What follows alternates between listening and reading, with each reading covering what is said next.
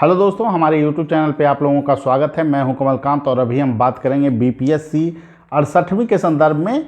और मुख्य मुद्दा होगा कि इस बार 68वीं का जो प्रश्न है उसके आधार पर जो तमाम विश्लेषण हो रहे हैं उसमें जो है सटीकता क्या हो सकता है और क्या कटअप हो सकता है, क्योंकि इस परिप्रेक्ष्य में भी लोग इसे जानना चाह रहे हैं, क्योंकि उनको तैयारी करनी चाहिए मुख्य परीक्षा की या फिर आगे इंतज़ार करना चाहिए। तो मैं तो आप एक ही बात बोलूँगा आप लोगों को कि अगर आप BPSC की तैयारी कर रहे हैं तो आपको मुख्य परीक्षा की अब साथ तैयारी करनी पड़ेगी। उसमें आप जो है किसी तरह के उस मानक में आप परिवर्तन नहीं कीजिए। जो अभी तक के रूपरेखा हैं, मापदंड हैं, उसके आधार पर खुद को समायोजित करने की रणनीति आपकी होनी चाहिए। जिस तरह में इसे ऐसे में भी बदलाव करने की बात चेयरमैन सर कर रहे हैं कि ऐसे जो होगा उसकी परिपाटी क्या होगी, तो उसके संदर्भ में जो बातें की जा रही है, तो मैं जहाँ तक समझता हूँ उसके अनुसार आपको देखिए, कोचिंग संस्थान की भूमिका हो या ना हो वो अलग मुद्दा है, लेकिन आपको पढ़ना तो पड़ेगा। क्योंकि आप मैगजीन से पढ़िए या फिर आप न्यूज़पेपर से पढ़िए, लेकिन समसामयिक मुद्दे पर आपकी पकड़ होनी चाहिए। जो मुद्दे हैं जैसे विज्ञान वरदान है या अभिशाप है, जिससे आपके व्यू को चेक किया जा सके, ठीक है। जैसे अतुल्य भारत, कुछ भी प्रश्न आपको पूछा जा सकता है। आगे 2047 तक भारत की विजन रणनीति आगे क्या होनी चाहिए, तो क्वेश्चन कुछ भी ऐसे में पूछा जा सकता है जिससे कि वो आपकी तार्किक दक्षता को समझ सकें, जांच सकें। और ये बदलाव जो है पीटी परीक्षा में भी देखने को BPSC में मिला है। तो दोस्तों देखिए, सबसे बड़ी बात है कि आपको अब ये तय करना होगा कि आपको कमीशन की तैयारी करनी है या वनडे एग्जाम की तैयारी करनी है। अब थोड़ा सा बदलाव निश्चित तौर पे BPSC में है और उसको आपको एक्सेप्ट करना पड़ेगा, तभी आप BPSC में सिलेक्शन पा सकते हैं। BPSC में अब पहले जो क्वेश्चन होते थे वन लाइनर क्वेश्चन थे, और उसमें जो है मूल्यांकन करना या फिर जो है कि चीज़ों को परखना आसान होता था कि कितना कटअप जाएगा, क्या जाएगा। हालांकि एग्ज़ाम हॉल में जो पूछताछ होते हैं, जैसे मैथ का 8-10 क्वेश्चन है, एक दूसरे से लोग पूछ लेते हैं, तो उसके कारण 3-4 नंबर का कभी कभी ऊपर कटअप चला गया है, जितना हम लोग बताए हैं उससे, लेकिन बहुत ज़्यादा अंतर नहीं रहा है। और अगर देखिएगा पहले की परिपाटी, तो पहले भी 56-59 हो या फिर 60-62 हो, 63 हो, तो जब भी कटअप जो हम लोग गेस किए हैं उसके अनुसार कटअप रहे हैं। इस बार का जो प्रश्न है ना, इस बार का प्रश्न BPSC में ऐतिहासिक प्रश्न है, इसे समझना चाहिए। कटअप जो जारी कर रहे हैं लोग, बहुत सारे ऐसे लोग हैं जो कि निश्चित रूप से मेधावी लोग हैं और कहीं ना कहीं सेलेक्टेड हैं और वो भी वीडियो बना दे रहे हैं, लेकिन एग्जाम हॉल में लड़के किस तरह प्रेशराइज होते हैं, क्या उनकी समस्या आती है, क्या स्कोर अभी लोग किए हैं, इनको जान पाना आप किसी सर्वेक्षण से आप नहीं जान सकते हैं। मैं इसलिए इस बात को दावे के साथ कह रहा हूं क्योंकि आपको पता होगा कि पहले भी जितने सर्वे कराए गए थे, 60-62 में हम लोग भी उस समय करवाते थे, तो लड़के की जो मानसिकता होती है ना, वो देख लेता है कि कटअप क्या हो सकता है। तो कटअप जब चलने लगता है कि 95 से 95 सब, तो उसमें क्या होते हैं, अधिकांश लोग जानबूझ के 95, 98, 99, 100 जो है मारना शुरू कर देते हैं।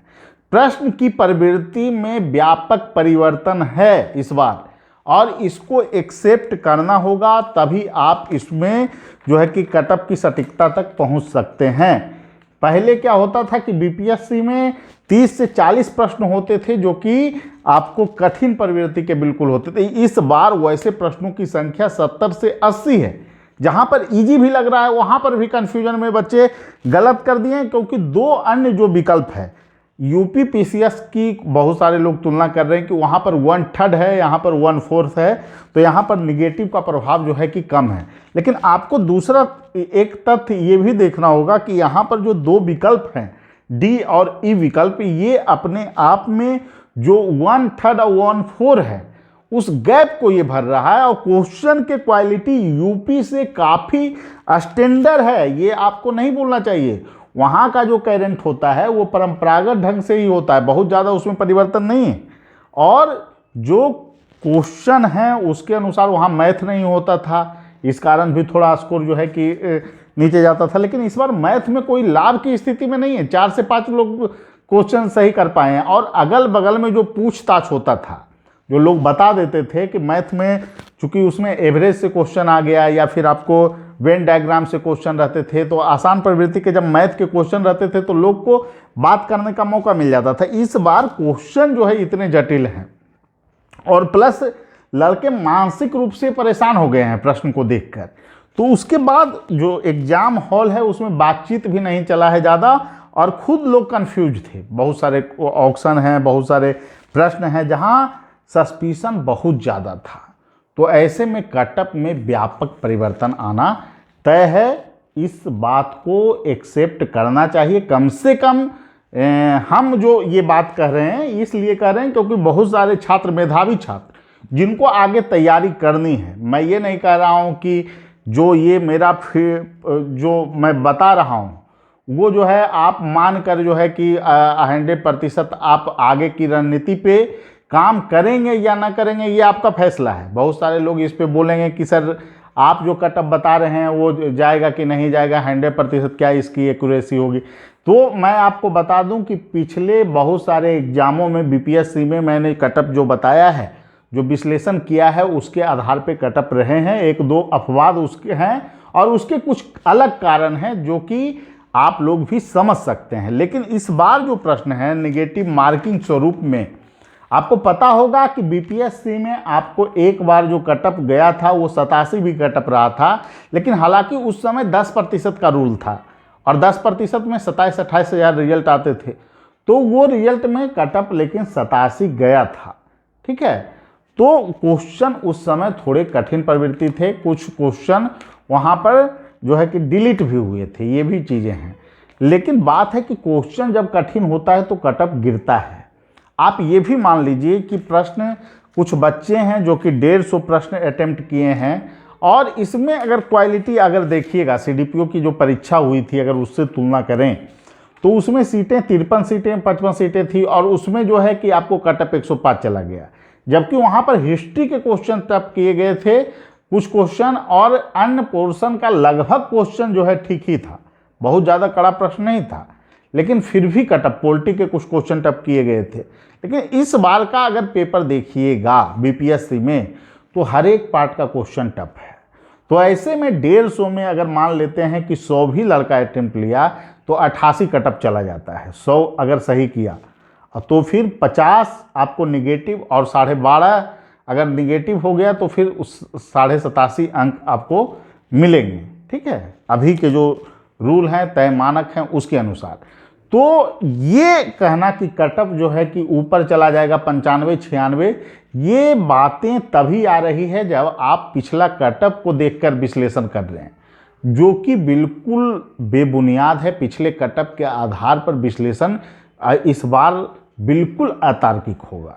इसीलिए मैं आपको बताता हूं कि प्रश्न की जो प्रवृत्ति है और जिस तरह से प्रश्न पूछे गए हैं, अभी भी जो मार्केट में उत्तर चल रहे हैं, आयोग का जो उत्तर आने वाला है, देखिए उसमें हर लड़के का ग्राफ नीचे जाएगा वर्तमान में जो स्कोर मिला रहे हैं, ये बात नहीं है। लेकिन जो आंसर की मार्केट में जारी हो रहा है उसमें से 5-6 उत्तर जरूर अलग होंगे, इसकी 100% संभावना है। तो इसलिए बहुत ज़्यादा परेशान न हों और आयोग के आदर्श उत्तर आने तक आप लोग इंतजार कर सकते हैं और वो आपको आज या कल में जारी आयोग के द्वारा कर दिया जाएगा। तो इसीलिए आप लोगों को विशेष तौर पे मैं आपको बताता हूं कि जो प्रश्न हैं, अगर पूरे प्रश्न को विश्लेषित आप करेंगे तो आप पाइएगा कि डायरेक्ट वन टाइम अटेम्प्ट करने आप देखते ही क्वेश्चन को सोल्व कर सकते हैं। ऐसे प्रश्नों की संख्या आपको 35 से 40 प्रश्न ही हैं जिसमें कि आप वैसा कर सकते थे। हालांकि वैसे में भी क्वेश्चन लोग गलत किए हैं क्योंकि क्वेश्चन काफ़ी तार्किक है, बहुत का आप सोच कुछ रहे हैं, ऑप्शन ई हो जा रहा है या फिर 2 से अधिक हो रहा है। ये जो 2 ऑप्शन है इसका काफ़ी प्रभाव पड़ा है और इस आधार पर हो सकता है, मैं इस बात को से इनकार नहीं करूंगा कि इस बार कटअप जो है 85 तक भी रह सकता है जनरल मेल का।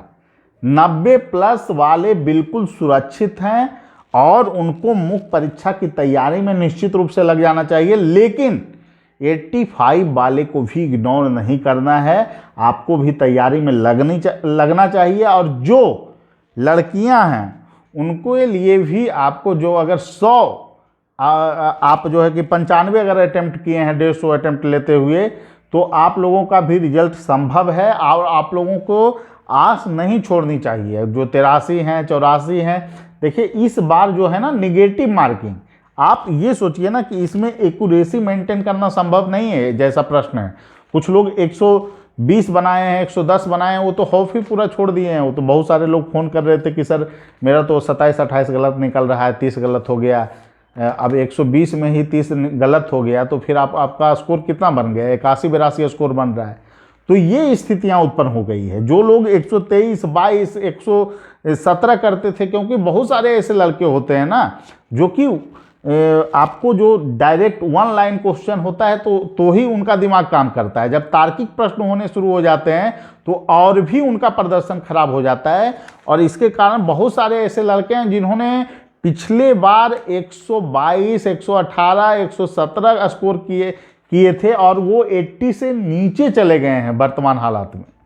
तो इस तरह से विश्लेषण जो होता है कटअप का, वो बिल्कुल तार्किक होना चाहिए। और ये इसलिए भी ज़रूरी है कि छात्र तैयारी करने में जुटें। और देखिए निबंध जो जिस तरह से बात किया जा रहा है निबंध को लेकर, तो निबंध में बहुत ज़्यादा जो है कि आपको, मैं ये नहीं कहूँगा कि क्लास करना ज़रूरी है या नहीं है, वो अलग मुद्दा है। क्योंकि कोचिंग संस्थान की भी एक सीमा होती है। आप वहाँ पर जो है कि दृष्टिकोण जान सकते हैं, कैसे पढ़ना है, क्या करना सब कुछ आप ही को है, ठीक है। तो लेकिन आपको स्रोत क्या लेना है, आप उसके लिए स्रोत आप ले सकते हैं। पीडी आप पढ़ सकते हैं, या फिर आपको जो है कि पीडी से और बेहतर आपको कुरुक्षेत्र योजना, ये सभी से भी आपको कुछ आर्टिकल लेने पड़ेंगे। द हिंदू के आर्टिकल का कुछ आप यूज कर सकते हैं। लेकिन जो आपको फिक्स, जैसे कि कुछ प्रश्न सामाजिक मुद्दे से हैं, तो क्या क्या संभावना बन सकती है बिहार में, कुछ बिहार की समस्या को लेके है, तो क्या क्या वहाँ समस्या हो सकती है, क्या क्या क्वेश्चन पूछे जा सकते हैं। अगर पहले से आप चीज़ों को सोचे हुए हैं, समझे हुए हैं, उसको फॉर्मेट में तब्दील कर दे रहे हैं, तो निश्चित रूप से इसका लाभ मिलता है और इसका लाभ आप लोगों को मिलेगा। जीएस की भूमिका काफ़ी प्रभावी होने वाली है, क्योंकि जो आपको स्थिति है ऐसे को लेकर स्पष्ट थोड़ी नहीं है, तो जीएस में स्कोर करना आपके लिए काफ़ी ज़रूरी है। और इसको ध्यान में रखते हुए हम लोगों की संस्थान जो है अविलंब टेस्ट सीरीज शुरू करने जा रही है। क्योंकि बहुत सारे लड़के परेशान हो जाते हैं, पीटी रिजल्ट के बाद 45 दिन का समय रहता है, तो ऐसे में तैयारी की रणनीति क्या हो और उस पर कैसे काम करना है, उसी को सोचने में 10 दिन 15 दिन चला जाएगा। तो हम तो यही बोलेंगे कि जिन बच्चों का 87+ स्कोर है उनको अभी से तैयारी में लग जाना चाहिए, और जिन लड़कियों का 83, 84 स्कोर है उनको तैयारी में लग जाना चाहिए, बिना कुछ डिबेट को सुने हुए क्या होगा क्या नहीं होगा। ये सभी चीज़ें चलती रहेगी जब तक रिजल्ट जारी नहीं होता है, तब तक ये चलता रहेगा। और हमारा भी वीडियो आता रहेगा, ठीक है, हमारा भी वीडियो आते रहेगा, ये कटअप होगा वो होगा। और निश्चित रूप से अब हम लोग की तो मजबूरी हो जाती है, लगातार लोग फ़ोन करते हैं। अभी भी मैं कटअप पे वीडियो नहीं डालना चाह रहा था, लेकिन चूंकि इतने लोग परेशान हैं, सभी लोग बातें कर रहे हैं इस संदर्भ में, बहुत सारे जगह से सर्वे किया जा रहा है। सर्वे कभी सटीक उत्तर दिया है क्या? सर्वे के संदर्भ में जो लोग फीडबैक लेते हैं बड़े बड़े ग्रुप में, यूपीपीसीएस में तो हमेशा कटअप जो है कि 103 और 4 सर्वे का होता है, और फिर पता चलता है रियल ग्राउंड पे 3000 4000 रिजल्ट आने वाला है तो कटअप जो है 84 चला गया, 85 चला गया। तो इसका कोई आधार है? इसमें सबसे बड़ा जो चीज़ है दोस्तों, मैं यही कहूँगा कि प्रश्न का जो स्टैंडर्ड है वो काफ़ी आश्चर्यजनक रूप से, ये नहीं है कि यूपीएससी के बच्चे इसमें बेहतर स्कोर कर पा लेंगे, बहुत बेहतर स्थिति में वो भी नहीं है। क्योंकि अब गांधी जी के संदर्भ में जो प्रश्न पूछा गया है कि जो है कि उसमें जो है कि आपको प्रश्न पूछा गया बत्तख मियाँ जी के संदर्भ में, तो इसको कौन जानता था? बहुत कम ही बच्चे होंगे जो इस तरह के प्रश्न को सोल्व कर पाए होंगे। कुछ क्वेश्चन तो 25-30 क्वेश्चन तो बाउंस हुआ है सीधे कि क्या होगा, आपको बहुत बच्चे तो छोड़ ही दिए, लेकिन जो किए हैं अटेम्प्ट वो लाभ की स्थिति में है। अगर तार्किक ढंग से वो कर दिए हैं तो वो लाभ की स्थिति में, और वो 90 के आसपास हैं, लेकिन जो नहीं किए वो तो 85 से भी नीचे चले गए हैं वर्तमान की जो वस्तु स्थिति है।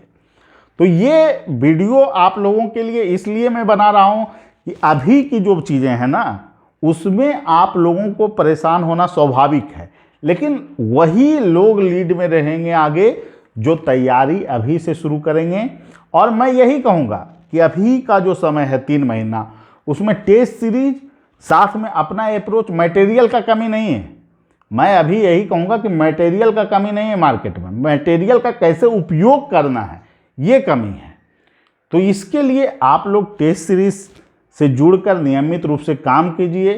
फिर फुल लेंथ टेस्ट शुरू होगा। DI का लेकिन क्लास काफ़ी इंपॉर्टेंट है। DI आज से ही आप लोगों को शुरू कर देनी चाहिए, जिनको संभावना, जिनको नहीं आता है DI उनके लिए तो और सीखना जरूरी है, क्योंकि इस बार तो DI पे ही रिजल्ट डिसाइड होगा।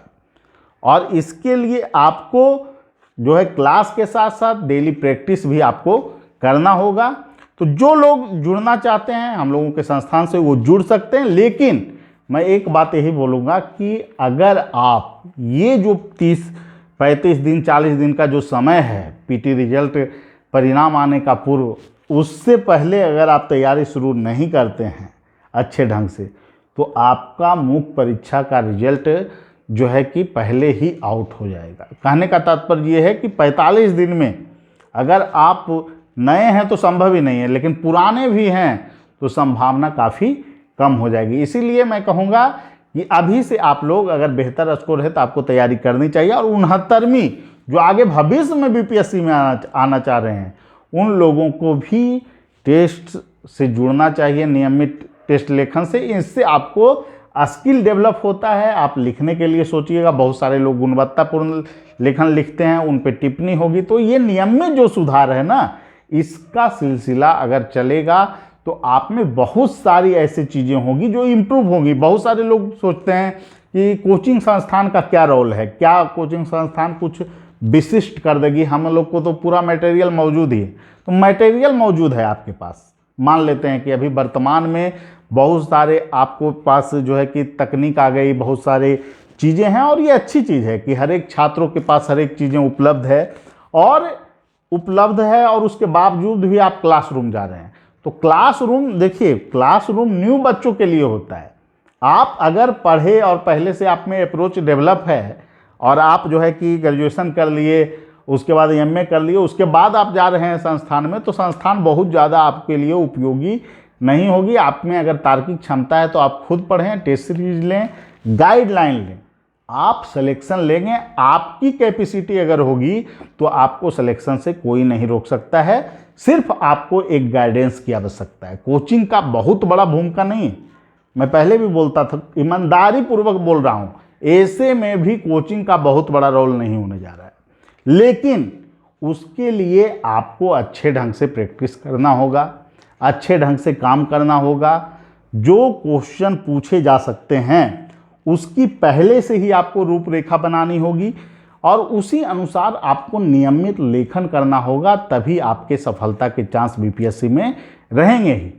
और चेयरमैन सर तो बोल ही चुके हैं कि अब हमको BPSC में जो है एक विशिष्ट प्रकार का जो है प्रशासक चाहिए, जिसमें तार्किक क्षमता बेहतर हो, विश्लेषण करने की क्षमता बेहतर हो, योग्य हो। तो ये हर एक मापदंड पर BPSC बदलाव जो कर रही है, उसी का एक पार्ट है कि इस तरह के प्रश्न BPSC PT में पूछे गए हैं। तो इसलिए कटअप जो है, आप लोगों को मैं फिर से एक बार बता दूं कि कटअप किसी भी स्थिति में 90 से ऊपर नहीं जाने जा रही है।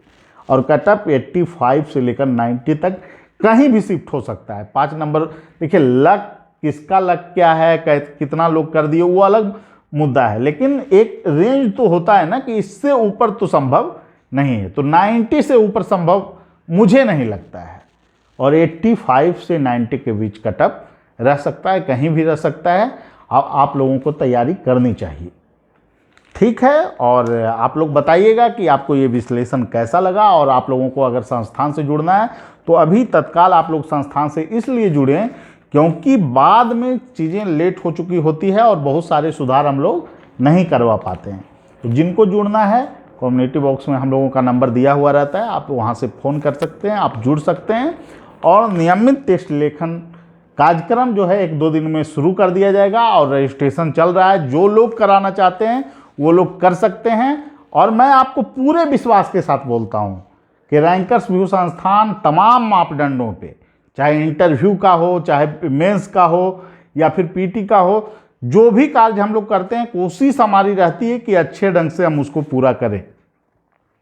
और निश्चित रूप से आप लोग अगर योजनाबद्ध ढंग से 3 महीना तैयारी कर लिए और आपका पीटी हो रहा है तो आपको सिलेक्शन से भी कोई नहीं रोक सकता है। सीटों पे नहीं जाइए।